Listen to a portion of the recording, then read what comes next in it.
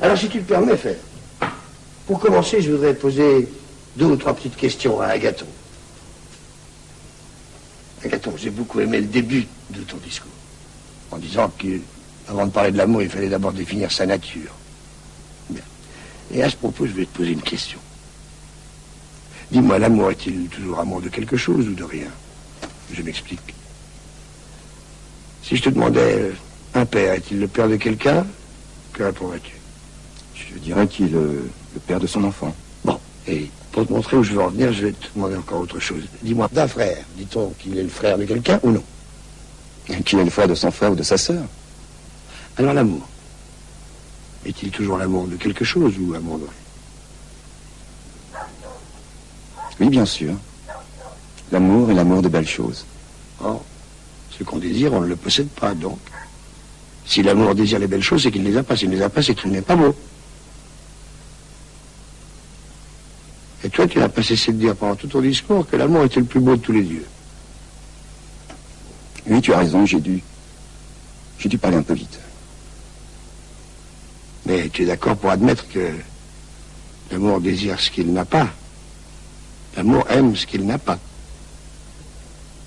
Oui. Apparemment. Socrate, je n'arriverai pas à te contredire. Qu'il en soit comme tu dis. Apparemment. Nécessairement, tu veux dire. Sache que c'est la vérité que tu n'arrives pas à contredire. Contredire Socrate, c'est facile.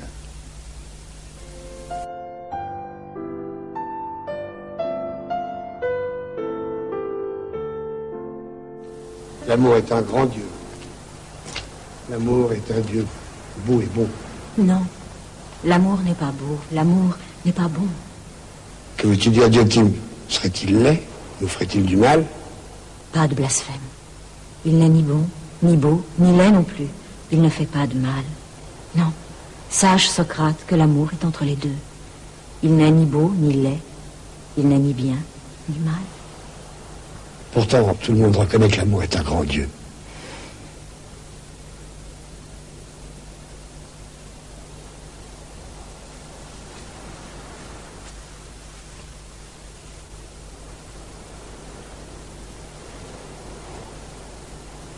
Un grand Dieu? Personne ne dirait même qu'il est un Dieu. Surtout pas toi, ni moi. Explique-toi, je ne te comprends pas. Si l'amour était un Dieu, il serait le plus heureux de tous les dieux, comblé de tous les biens du monde. Or, l'amour ne possède ni le beau, ni le bien. L'amour ne fait que désirer le beau et le bien. Alors l'amour serait un homme comme nous, un mortel? Non, pas du tout. C'est un grand démon, grand et bienfaisant. L'amour, un démon bienfaisant. Et quels sont ses pouvoirs? Il est le messager des dieux et des hommes. De plus, l'amour est une force cosmique. Il comble le vide et il unit le monde à lui-même. Mais dis-moi, Diotime, d'où vient l'amour? Qui a pu l'engendrer? C'est une longue histoire, Socrate. Écoute. Pour fêter la naissance d'Aphrodite, déesse de la beauté, les dieux décidèrent d'un banquet. Le dieu ressource, fils d'intelligence, était parmi eux. Et lui s'abreuva de nectar en abondance. Le vin n'était pas encore connu. Puis il pénétra dans les vergers de Zeus. Et là, alourdi par l'ivresse, tomba et s'endormit. Oui, mais devant les portes, Pénia, déesse de l'indigence, patientait. Elle venait mendier les restes du repas. Quand elle vit le dieu qui dormait, grisé, elle eut l'idée d'avoir un enfant avec lui. Elle vint reposer à ses côtés et fut, dès ce moment, enceinte d'amour. Voilà pourquoi Amour, qui vint au monde le jour même où naquit Aphrodite, est de nature amoureux du beau. Amour est donc enfant de pauvreté, et c'est pourquoi il reste pauvre à jamais, donc il n'est ni délicat ni beau, comme on l'imagine le plus souvent. Non, il est rugueux, âpre et va-nu-pied. Amour n'habite nulle part, dort par terre, contre les portes, au bord des routes. Mais il est vrai qu'Amour ressemble à son père aussi. Il est plein de courage, sur le qui-vive. Alors c'est C'est un fabuleux chasseur. Sache en plus qu'il est passionné de pensée, qu'il a l'esprit d'un philosophe, que c'est un magicien ou un sophiste. Le même jour, il peut déborder de vie et puis mourir. L'amour peut tout conquérir. Il peut tout consumer, ce qu'avec tant de mal il gagne, de toute façon, il le perdra. Il ne lui restera jamais rien. Et dis-moi, Diotile, pourquoi dis-tu que l'amour est philosophe? C'est que la sagesse est la plus grande et la plus belle chose. L'amour est de par sa nature, uniquement l'amour du beau. Un grand démon. Voilà pourquoi l'amour est philosophe. Il est le désir de sagesse. Un grand et bien Entre son père, Dieu de savoir et de ressources, et sa mère, ignorante et pauvre. Tu pensais qu'amour était bel et bon, délicat, parfait, admirable. Tu pensais sans doute qu'amour était l'objet aimé. Mais non. L'amour, ce n'est rien d'autre que l'amoureux. C'est l'aspiration absolue vers le beau, impatiente, avide, sans cesse privée de beauté, privée de grâce. Dis-moi, étrangère, toi dont les discours sont si beaux, quel bien l'amour fait-il aux hommes? Les hommes ne désirent-ils pas tous le bonheur et la beauté? Ce désir si véhément, c'est la force de l'amour impérieux, rusé, séducteur. Toute l'aspiration au bien mériterait le nom d'amour. Mais les vrais amants, que désirent-ils?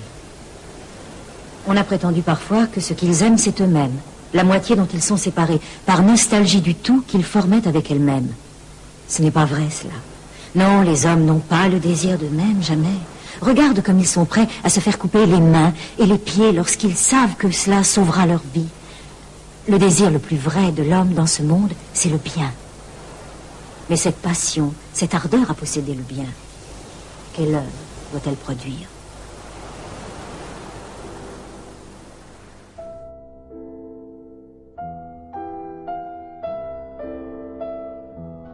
What would be my, how should I call it, spontaneous attitude towards the universe? It's a very dark one. The first thesis would have been a kind of total vanity. There is nothing, basically. I mean it quite literally. Like, ultimately there are just some fragments, some vanishing things. If you look at the universe, it's one big void. But then how do things emerge? Here, I feel a kind of spontaneous affinity with quantum physics, where, you know, the idea there is that universe is a void, but a kind of a positively charged void. And then particular things appear when the balance of the void is disturbed. And I like this idea spontaneously very much, that the fact that it's not just nothing, things are out there. It means something went terribly wrong.